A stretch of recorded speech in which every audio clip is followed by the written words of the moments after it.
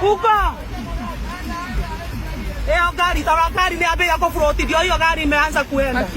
Amejipeleka tu hapa tu akiona tu Mungu wangu. Ndio ile akole hiyo gari ya mbele ya gothie mangaima.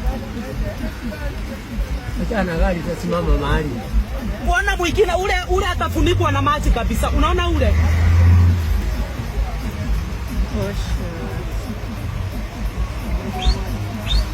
Ule wa lori na yeye oneni wa lori. Akigai.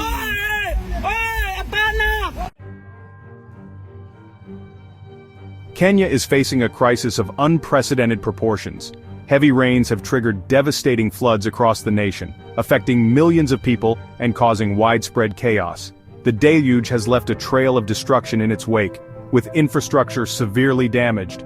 Bridges have been broken and homes have collapsed under the relentless force of the floodwaters. Homes are submerged, crops destroyed, and lives lost.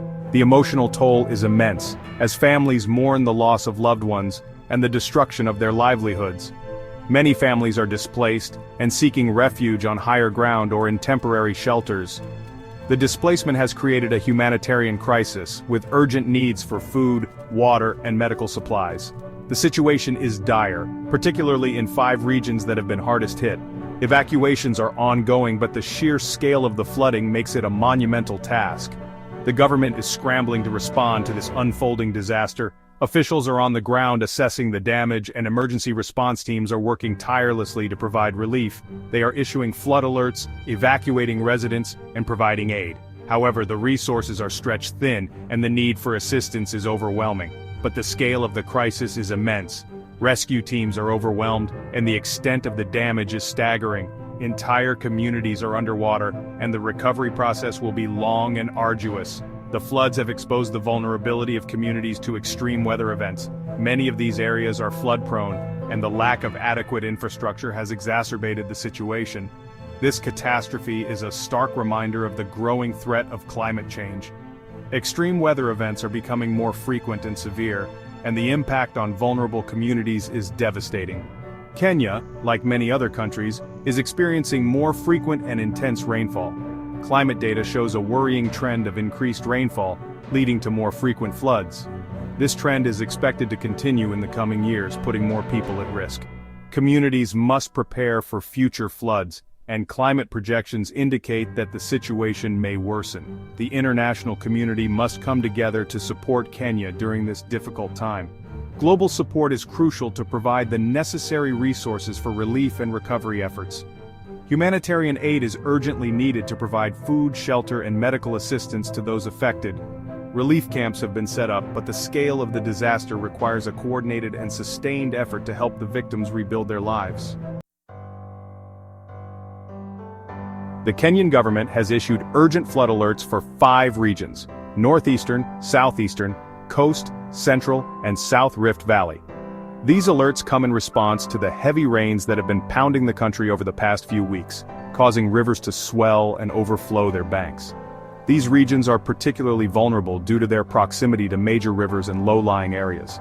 The Tana River, for instance, has already breached its banks in several places, inundating nearby villages and farmlands. The Athi and Iwaso Ngiro rivers are also at critical levels, posing a significant threat to communities living along their courses. The government is urging residents in these areas to take necessary precautions and to evacuate if necessary. Officials have been making rounds in the affected regions, using loudspeakers and local radio stations to disseminate information and warnings. They are advising people to move to higher ground and to avoid crossing swollen rivers. In some areas, temporary evacuations are already underway. Local authorities, with the help of the Red Cross and other humanitarian organizations, have set up temporary shelters in schools, churches, and community centers. These shelters are providing a safe haven for those who have been forced to leave their homes. Hundreds of households have been moved to safer locations, such as schools and community centers. These makeshift shelters are equipped with basic necessities like food, water, and medical supplies. Volunteers are working around the clock to ensure that the evacuees are comfortable and have everything they need. However, many more families remain stranded in their flooded homes, unable to escape the rising waters. Rescue operations are ongoing, with teams using boats and helicopters to reach those who are trapped. The situation is dire and the government is calling for more resources to aid in the rescue efforts.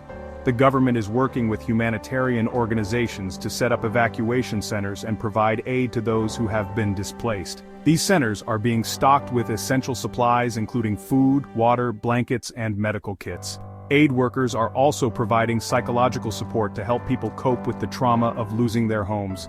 However, the needs are overwhelming and resources are stretched thin. The shelters are overcrowded, and aid workers are struggling to keep up with the demand for supplies. Long queues have formed at distribution points, and there are concerns about the spread of diseases in the cramped conditions. The situation is particularly dire in informal settlements and slums, where homes are often poorly constructed and lack proper sanitation. These areas are highly susceptible to flooding, and the residents are among the most vulnerable. The floodwaters have turned streets into rivers, and many makeshift homes have been washed away. These areas are highly susceptible to flooding and disease outbreaks. The lack of proper drainage systems means that water accumulates quickly, creating breeding grounds for mosquitoes and other disease-carrying insects.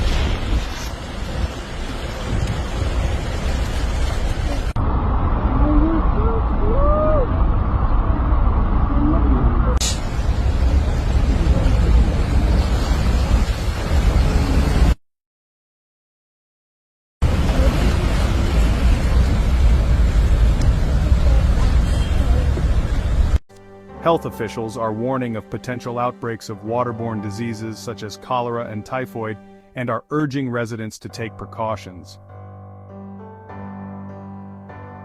Homa Bay County, located in western Kenya, is a region known for its vibrant communities and lush landscapes. However, recent events have cast a shadow over this picturesque area. The county is one of the areas hardest hit by the floods, with entire neighborhoods submerged underwater.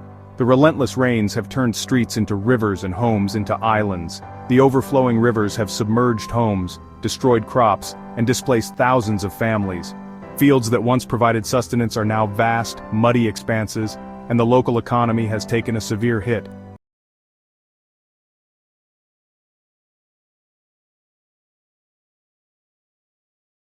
In Karachuonyo and Suba South constituencies, over 134 families have been displaced.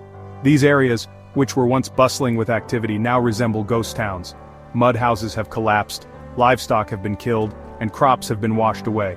The destruction is not just physical but emotional, as families grapple with the loss of their homes and livelihoods. The floods have left a trail of destruction in their wake. Roads are impassable, bridges have been washed away, and the landscape is littered with debris. "We have lost everything," says Mary Akinyi, a mother of 4 whose home was destroyed by the floods in Karachuonyo. Her voice trembles as she recounts the night the waters came rushing in. "Our crops are gone, our animals are dead, and we have nowhere to go," she continues. The sense of despair is palpable as she looks at the remnants of her once thriving farm. The government has deployed disaster response teams to Homa Bay to assess the damage and provide assistance. Aid workers are on the ground, distributing food, water, and medical supplies to those in need. However, the scale of the disaster is overwhelming, and many families are still in desperate need of help. The community is coming together, but the road to recovery will be long and arduous. The resilience of the people of Homa Bay will be tested in the days and months to come. In Ahero, a town in Kisumu County, the river Nyando has breached its banks, submerging entire villages. The floodwaters have risen rapidly, catching many residents off guard.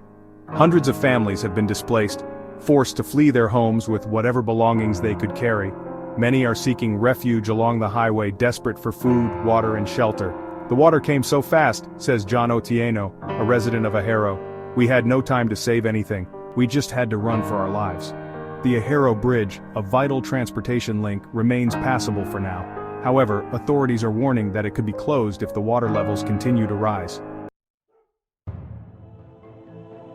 The Kenya Meteorological Department is forecasting more heavy rain in the coming days.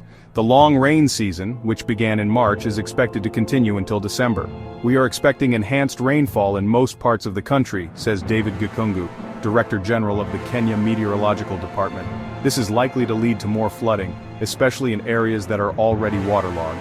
The Meteorological Department is urging residents to be on high alert and to take necessary precautions. They are advising people to avoid crossing flooded rivers, to move to higher ground if their homes are at risk, and to listen to weather updates. Section 6. Government Response, a Race Against Time. The Kenyan government is racing against time to respond to the flood crisis. Disaster response teams have been deployed to affected areas to assess the damage, evacuate residents, and provide aid. The government has allocated emergency funds for relief efforts. They are working with humanitarian organizations to distribute food, water, blankets, and other essential items to those in need. We are committed to doing everything we can to support those affected by the floods, says a government spokesperson. Our priority is to save lives and alleviate suffering. The government is also working to repair damaged infrastructure such as roads, bridges, and schools. However, the scale of the damage is significant and it will take time to fully recover. Section 7. The Human Cost of the Floods, Stories of Loss and Resilience. The floods have had a devastating impact on the lives of thousands of Kenyans. Homes have been destroyed, livelihoods have been lost, and families have been torn apart. I have never seen anything like this before, says Sarah Wanjiku, a grandmother who lost her home in the floods. Everything I have worked for my entire life is gone. Despite the immense challenges, the Kenyan people are showing remarkable resilience in the face of adversity. Communities are coming together to support each other, sharing what little food and shelter they have. We are all in this together, says James Mwangi, a volunteer helping to distribute aid to flood victims. We will overcome this. Section 8. International Aid and Support. The international community is responding to the flood crisis in Kenya with offers of aid and support. Humanitarian organizations such as the Red Cross and UNICEF are on the ground providing assistance. Foreign governments, including the United States, the United Kingdom, and Canada, have pledged millions of dollars in aid. This funding will be used to provide emergency relief, such as food, water, shelter, and medical care. The international community stands in solidarity with the people of Kenya during this difficult time, says a spokesperson for the United Nations. We are committed to providing the necessary support to help those affected by the floods. Section 9. The Long Road to Recovery. The floods in Kenya are a stark reminder of the devastating impact of climate change. As the planet warms, extreme weather events, such as floods and droughts, are becoming more frequent and intense. The road to recovery will be long and challenging. The Kenyan government, with the support of the international community, must invest in long-term solutions to mitigate the impact of future floods. This includes investing in early warning systems, building flood defenses, and relocating communities that are most at risk. It also means addressing the root causes of climate change by reducing greenhouse gas emissions. The floods in Kenya are a wake-up call for the world. We must act now to address the climate crisis before it is too late.